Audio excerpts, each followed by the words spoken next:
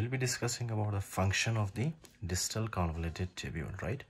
You must remember one thing कि हमने जो है already मतलब discuss किया था, right? पिछले lectures में कि distal proximal convoluted tubule कैसे फंक्शन करता है, राइट? उसके अलावा यहाँ पे मैंने आपको बताया था कि loop of Henle, specially the descending loop of Henle, ascending loop of Henle कैसे फंक्शन करता है, right? Today will be discussing about the function of the distal convoluted tubule. Specially इसको हम दो हिस्सों में डिवाइड करते हैं, राइट? ओके, दो हिस्सों में। ओके फाइन, एक है अर्ली और एक है डिस्टल, राइट? तो सबसे पहले हम देखते हैं कि इसके अर्ली पार्ट में क्या होता है। ओके, अर्ली पार्ट में before discussing that obviously let's make a cell. Okay, यहाँ पे हम एक सेल बनाते हैं, एक बड़ा सा सेल, राइट? और उसके बाद हम देखते हैं कि इस सेल के अंदर होता क्या है। ये सेल कहाँ पे प्रेजेंट है? डिस्टल कन्वोल्यूटेड ट्यूब्यूल के अंदर प्रेजेंट है, राइट? अच्छा जी, अब इसके अंदर होता क्या है नॉर्मली, राइट? यहाँ से तो जितने भी फॉर एग्जांपल है हमारे पास, अच्छा यहाँ पे इस तरह से मैक्यूलर डेंसा सेल्स भी होते हैं। मैं यहाँ पे ज़ाहिर है ज़्यादा क्लियरली नहीं बना सकता, राइट, आपके लिए, बट यू मस्ट रिमेंबर कि यहाँ पे मैक्यूलर डेंसा सेल्स भी होते हैं। फाइन, मैक्यूलर डेंसा सेल्स क्या होते हैं? I will discuss this in the upcoming lectures in the RAAS. Okay, renin angiotensin aldosterone system. कुछ मैं इसके लिए मतलब कुछ बातें मैंने ऑब्वियसली आपको बताई है, राइट, ऑलरेडी पिछले लेक्चर्स में, but we'll not discuss these right now. We'll discuss these in the upcoming lectures. Okay, so we'll discuss about the distal convoluted tubule, especially the first part. Okay, अब यहाँ पे क्या होता है? First of all you need to understand के यहाँ से ऊपर की तरफ क्या आता है हमारे पास? Sodium. Okay, and including sodium और क्या आता है हमारे पास? नेक्स्ट है क्लोराइड। ओके, तो सोडियम आता है, क्लोराइड आता है, राइट? अच्छा जी, अब यहाँ पे होता क्या है? इसके पास जो है, राइट, यहाँ पे इस सेल के पास इस तरह से होता है एक transporter. Okay, transporter, right?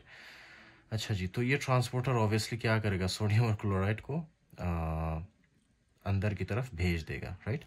Okay, but before that you must remember every cell, चाहे वो प्रॉक्सिमल कन्वोल्यूटेड ट्यूब्यूल के सेल के बारे में हमने डिस्कस किया या मतलब लूप ऑफ हैनले था, जो भी सेल था, राइट, उनके पास क्या होता था? इस तरह बेजोलेटरल साइड पे, यहाँ पे बेजोलेटरल साइड पे, राइट, क्या होता था?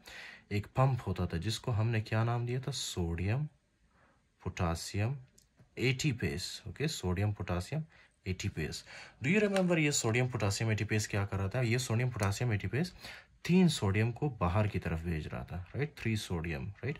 और इसी तरह से 2 पोटासियम को सेल के अंदर भेज रहा था। फाइन, जिसकी वजह से क्या होती थी? सेल के अंदर सोडियम की कमी होती थी, राइट? सोडियम की डेफिशिएंसी होती थी। Okay, this is the first condition. Okay, right?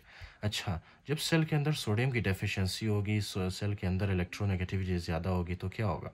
ये सोडियम इस तरह से मूव करेगा क्लोराइड के साथ। ओके, किसके अंदर आएगा? इस सेल के अंदर। फाइन, तो ये हमारे पास आया सोडियम। ओके, इंक्लूडिंग सोडियम हमारे पास आया क्लोराइड। ओके, तो सोडियम क्लोराइड क्या हुआ? इस ट्रांसपोर्टर के थ्रू एब्जॉर्ब हुआ, राइट? तो ये सोडियम क्लोराइड इस तरह से अंदर आ जाते हैं। अच्छा जी, अब next thing that you have to remember, what is that? ये सोडियम जो आया है हमारे पास, राइट, ये यहाँ से कहाँ जाता है? अब this sodium will obviously come and this will go out of the cell, right?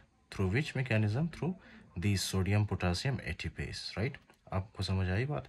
सबसे पहले क्या होता है? ये सोडियम, यहाँ से सोडियम और क्लोराइड दोनों क्या होते हैं? एब्जॉर्ब होते हैं इस सोडियम क्लोराइड ट्रांसपोर्टर के थ्रू, राइट? फिर एब्जॉर्ब होने के बाद ये जो सोडियम है हमारे पास, ये क्या करता है? ये यहाँ से सेल के बाहर चला जाता है, राइट? किस मैकेनिज्म के थ्रू? सोडियम पोटासियम एटीपेस के through. Fine, so this is how sodium and chloride are absorbed in the cell, right? You must remember these things. This is very important function. अच्छा जी, अब next चीज़ क्या है? Next चीज़ जो है ना हमारे पास, वो है कैल्शियम कैसे एब्जॉर्ब होता है। डू यू रिमेंबर यहाँ पे जो है कैल्शियम भी आता है ना, राइट? सोडियम क्लोराइड आया, फिर कैल्शियम भी आता है ना यहाँ पे। अब ये कैल्शियम की एब्जॉर्प्शन कैसे होती है? Do remember one thing, right? We have a hormone by the name of the parathormone, right? Parathormone, हमारे पास एक हार्मोन है जिसका नाम है पैराथ हार्मोन, राइट? अब ये जो सेल्स आपको नज़र आ रहा है, राइट, ये सेल, इसके ऊपर इस तरह से एक रिसेप्टर होता है इस सेल के ऊपर, फाइन, जिसको हम क्या कहते हैं? 7 पास रिसेप्टर, 7 पास रिसेप्टर, राइट? इस तरह से 7 पास रिसेप्टर होता है इसके पास। अच्छा जी, वेयर इज माय पेन? 7 पास रिसेप्टर होता है इसके पास। ओके फाइन, अच्छा, तो इसमें होता क्या है कि पैराथॉर्मोन ऑब्वियसली इसके साथ आके चिपक जाता है, राइट, इसके साथ अटैच होता है, जिसकी वजह से क्या होगा, यहाँ पे जो है जी स्टिमुलेटरी प्रोटीन स्टिमुलेट होगा, जी स्टिमुलेटरी प्रोटीन, राइट। अब ये जी स्टिमुलेटरी प्रोटीन जैसे ही स्टिमुलेट होता है, right, this will stimulate the adenylyl cyclase, okay, adenylyl cyclase, AC, adenylyl cyclase, right. This adenylyl cyclase obviously will convert the ATP into cyclic AMP, and that cyclic AMP will stimulate some proteins, okay, especially protein kinase A. अच्छा, अगर आपको ये mechanism याद ना हो, it's okay, fine, because we will discuss this in the endocrinology in the detail, right. अच्छा, फिलहाल आप सिर्फ इतना याद रखें कि ये होता है, ओके। जब पैराथॉर्मोन आके अटैच होता है इस सेल के रिसेप्टर के साथ, तो क्या होता है, इस सेल के रिसेप्टर में कुछ एंजाइम्स एक्टिवेट होते हैं जिनका नाम है protein kinase A, fine, okay, protein kinase A कहते हैं इस एंजाइम को। तो ये प्रोटीन काइनेज ए क्या करता है, यहाँ पे हमारे पास कुछ होते हैं रिसेप्टर्स, ओके, रिसेप्टर्स। ये protein kinase A in receptors के पास आके इनमें फॉस्फेट अटैच करता है या फॉस्फोराइलेशन करता है इनकी, राइट, इस तरह से फॉस्फेट अटैच करता है, ओके, फाइन। अब इन ट्रांसपोर्टर्स का काम क्या है, ये देख रहे हो आप, ये जो ट्रांसपोर्टर्स आपको नज़र आ रहे हैं जो फॉस्फोराइलेट हुए, किसकी वजह से, प्रोटीन काइनेज ए की वजह से। कुछ तो फंक्शन होगा ना इनका, इसीलिए तो इनको फॉस्फोराइलेट किया है हमने। ये जो पहला ट्रांसपोर्टर आपको नज़र आ रहा है जो ट्रांसपोर्ट फॉस्फोराइलेटेड है, इसका काम ये है कि ये कैल्शियम को क्या करता है, इस तरह से ब्लड के अंदर भेजता है, ओके, इंटरस्टिशियम, फिर इंटरस्टिशियम से ये जाता है ब्लड के अंदर, राइट। तो इसका काम क्या है कि ये कैल्शियम को रीएब्जॉर्ब करके इंटरस्टिशियम के अंदर भेजता है, राइट। उसके बाद ये दूसरा वाला है हमारे पास ट्रांसपोर्टर, राइट, इसको हमने क्या नाम दिया, सोडियम कैल्शियम एक्सचेंजर। क्यों, क्योंकि ये क्या करता है, ये जो है कैल्शियम को सेल के अंदर से बाहर की तरफ भेजता है, ओके, सेल के अंदर से ये ब्लड के अंदर भेजता है, राइट। ये जो नज़र आ रहा है आपको area, this is blood, okay, right, this is interstitium and ये ब्लड है, फाइन।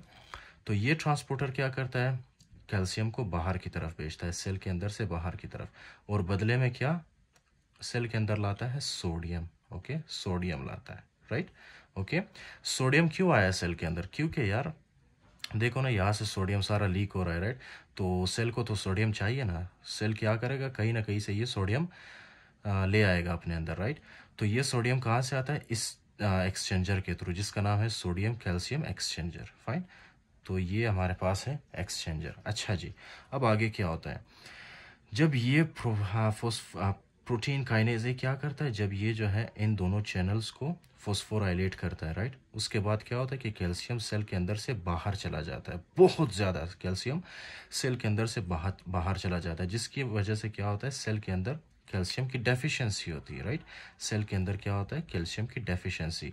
तो जब कैल्शियम की डेफिशिएंसी होगी तो क्या होगी, राइट, यहाँ पे आपके पास चैनल्स होते हैं, किसके लिए, कैल्शियम के लिए, राइट। तो आपको तो पता ही है कि जहाँ पे कैल्शियम की डेफिशिएंसी होगी वहाँ पे कैल्शियम क्या करेगा, इस तरह से मूव करना स्टार्ट करेगा, राइट, ओके, फाइन। तो इस तरह से पैराथॉर्मोन ने क्या किया, कैल्शियम की रीअब्जॉर्प्शन में हेल्प किया पैराथॉर्मोन ने, राइट। सबसे पहले पैराथॉर्मोन ने सेल के अंदर जितना भी कैल्शियम था उनको बाहर निकाला, ब्लड के अंदर भेजा, राइट। उसके बाद सेल के अंदर कैल्शियम की डेफिशिएंसी हुई, जिसकी वजह से क्या हुआ, यहाँ पे ल्यूमन के अंदर जितना भी कैल्शियम था वो सारा एब्जॉर्ब हुआ, राइट, हमारे distal convoluted tubule के cells में, right, okay. So this is the mechanism how the calcium absorbs in the proximal convoluted tubule. Now something that is very interesting, okay, and very important, you must remember one thing, okay. We give some drugs, okay. Those drugs are thiazide diuretics. Thiazide diuretics क्या करते हैं, thiazide diuretics यहाँ पे आके इस calcium sodium chloride के channel को block कर देते हैं, राइट, इनहिबिट कर देते, ब्लॉक कर देते हैं। अच्छा जी, now you have to tell me, अगर मैंने ये सोडियम क्लोराइड के चैनल को बंद कर दिया तो क्या सोडियम और क्लोराइड यहाँ पे एब्जॉर्ब होगा, नहीं होगा absorb, right. As the result क्या होगा, ये सोडियम और क्लोराइड दोनों क्या होंगे, हमारे बॉडी से यूरिन के थ्रू निकल जाएंगे, ओके, ये सोडियम और ये क्लोराइड, राइट। लेकिन कैल्शियम के ऊपर कोई फर्क पड़ेगा, नहीं पड़ेगा, राइट। तो इसीलिए हम इस ड्रग को क्या कहेंगे, ये जो हमारे पास थायजाइड डायूरेटिक है, ये हम ब्लड प्रेशर वाले पेशेंट्स को देते हैं, राइट, थायजाइड डायूरेटिक, इसको हम हाइपोकैल्सियूरिक ड्रग कहते हैं, राइट, हाइपोकैल्सियूरिक, राइट। जो कि हमारे पास फ्यूरोसेमाइड था, उसको हमने क्या नाम दिया था, हाइपरकैल्सियूरिक, लेकिन थायजाइड हमारे पास है हाइपोकैल्सियूरिक, राइट। तो इससे क्या होगा कि जब आप थायजाइड देते हो, इससे कैल्शियम के ऊपर कोई फ़र्क नहीं पड़ता, राइट, बल्कि कैल्शियम क्या होता है, कैल्शियम एब्जॉर्ब होता है हमारे बॉडी के अंदर। सो ये इसका फ़ायदा है थायजाइड डायूरेटिक का, कि ये कैल्शियम को हमारे यूरिन के अंदर वेस्ट होने नहीं देता, right, because calcium is a major component of our body, we need this, okay, right. अच्छा जी, सो ये है डिस्टल कॉन्वोलेटेड ट्यूब्यूल का फंक्शन। नेक्स्ट है हमारे पास ये वाला हिस्सा, राइट, जिसको हमने क्या किया, distal part of distal convoluted tubule, ये राइट। कुछ सेल्स यहाँ पे इस तरह से होते हैं, यहाँ पे प्रिंसिपल सेल्स होते हैं, यहाँ पे भी, ओके। सो अच्छा जी, तो अब हम डिस्कस करते हैं ये वाला cell, right, which is present at the distal part of distal convoluted tubule. अच्छा, इसमें क्या होता है, इसका जो मेन फंक्शन है, right, I will discuss with you now. इसमें सबसे पहले आपको पता है हमारे सेल्स के अंदर क्या होता है, इस तरह से कार्बन डाइऑक्साइड होता है, राइट, उसके अलावा वाटर होता है, राइट। तो ये कार्बन डाइऑक्साइड और वाटर एक दूसरे के साथ जब मिलते हैं हमारे पास क्या बनाते हैं, ये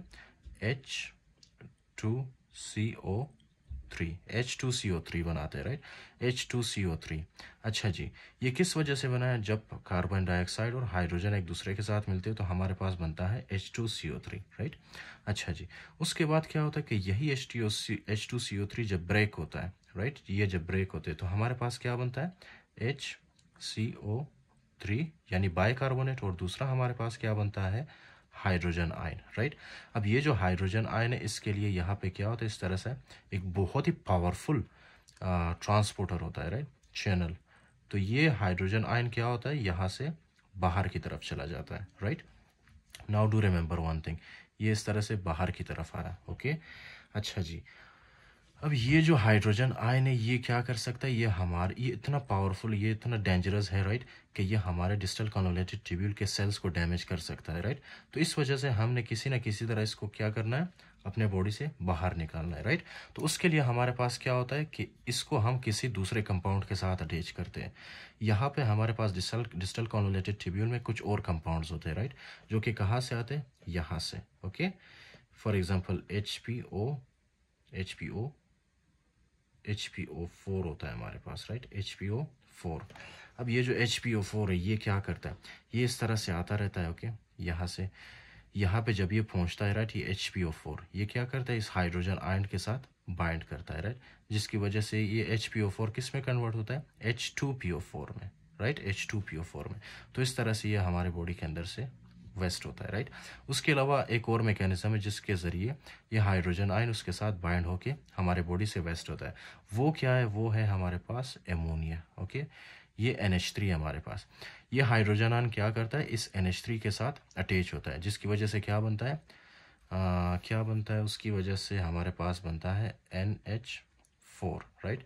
और ऑब्वियसली इसके साथ क्लोराइड भी बाइंड करेगा, विच इज़, अगर आपको याद रहे तो अच्छी बात है। उसके अलावा अगर आप याद ना भी रहे आपको, तो आपने इतना याद रखना है कि ये NH3 के साथ बाइंड करता है, राइट, जिसकी उसके बाद क्या होता है, हमारे बॉडी से वेस्ट होता है।